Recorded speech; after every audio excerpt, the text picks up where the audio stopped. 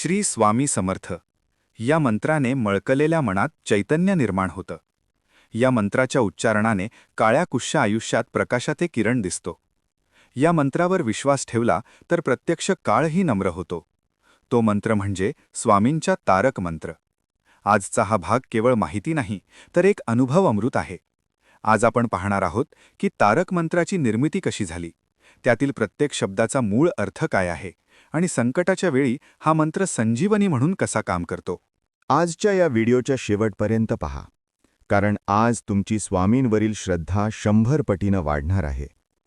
तारक मंत्राची ताकद आणि महत्त्व. तारक मंत्र म्हणजे काय तर तारणारा मंत्र. संसाराच्या या भवसागरात जेव्हा आपण बुडायला लागतो, जेव्हा नातेवाईक पाठ फिरवतात आणि जेव्हा स्वतःचे नशीबसुद्धा आपल्याला साथ देत नाही, तेव्हा हा स्वामींचा तारक मंत्र हात धरतो. या मंत्राची रचना इतकी अद्भुत आहे की यात सुरुवातीलाच भीतीला हद्दपार केला आहे. निशंक होई रे मना, निर्भय होई रे मना. स्वामी सुरुवातीलाच आपल्या मनाला सांगतात की तू शंका सोडून दे आणि निर्भय हो, कारण जोपर्यंत मनात भीती आहे तोपर्यंत तिथे स्वामींचे वास्तव्य होऊ शकत नाही. मंत्रातील शब्दांचा मूळ अर्थ. या मंत्रातील प्रत्येक ओळ म्हणजे स्वामींनी दिलेले अभयवचन आहे. प्रचंड शक्तिपाठी उभारे स्वामी समर्थ समर्थ. विचार करा, ज्यांची शक्ती ही अव्यक्त ब्रह्मांड चालवते, ती प्रचंड शक्तीना माझ्या पाठीशी उभी आहे. मग तुम्ही घाबरायचे कोणाला? अवतारी अवधूत हे स्मरणगामी स्वामी हे अवतरत आहे. त्यांच्या लीला कोणालाही समजत नाहीत, पण ते स्मर्तृगामी आहेत. म्हणजे तुम्ही फक्त त्यांचे स्मरण केलंत, त्यांना मनात साद घातली, कोणतेही क्षण न लावता तुमच्या मदतीला धावून येतात. विनाशका विनाशका, अघटित घटवण्याचे सामर्थ्य. ज्या गोष्टी विज्ञानाला शक्य नाही, ज्या गोष्टी नशिबात नाही, या अघटित गोष्टी घडवण्याचे सामर्थ्य फक्त स्वामींच्या चरणापाशी आहे. एक थरारक सत्यचोळी, मृत्यूच्या दारातून परत स्वामींच्या राका निसिमी भक्ताची हा अनुभव आहे. एकदा हा भक्त रात्रीच्या वेळी हायवेवरून प्रवास करत होता. अचानक त्याच्या गाडीचा भीषण अपघात झाला. गाडी चकनाचूर झाली होती.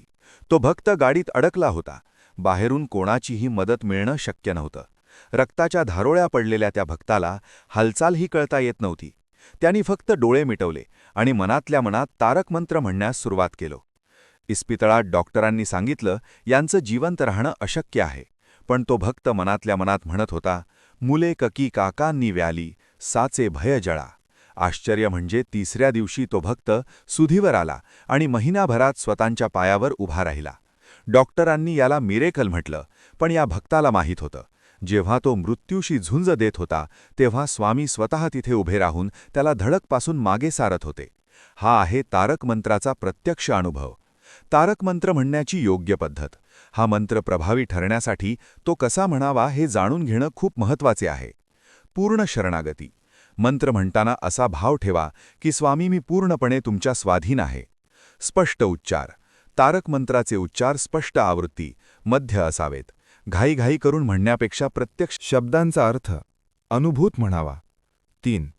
वेळा संकटाच्या वेळी हा मंत्र कधीही म्हणता येतो, पण रोज संध्याकाळी दिवे लागणीला घरात बसून मोठ्या आवाजात तारक मंत्र म्हटल्याने घरातील सर्व नकारात्मकता आणि वास्तुदोष नष्ट होतात. 4. पाण्यावर अभिमंत्रित करून जर घरात कोणी आजारी असेल तर एका तांब्यात पाणी घेऊन 7 वेळा तारक मंत्र म्हणावा आणि ते पाणी रुग्णाला सेवन करायला द्यावे. ते पाणी तीर्थ बनून काम करते. लक्षात ठेवा मित्रांनो, अशक्यही शक्य करतील स्वामी तुमच्या आयुष्यात. कितीही मोठा संकट असो, स्वामीच्या तारक मंत्रापेक्षा ते मोठे नाही. फक्त विश्वास ठेवा आणि आपली नौका त्यांच्या हाती सोपवा. तुम्हाला तारक मंत्राचा कधी असा अनुभव आला आहे का? तो अनुभव खाली कमेंट्समध्ये नक्की लिहा. तुमच्या एका कमेंटमुळे कोणातरी रडणाऱ्या जीवाला जगण्याची नवी उमेद मिळू शकते. कमेंटमध्ये श्री स्वामी समर्थ लिहायला विसरू नका.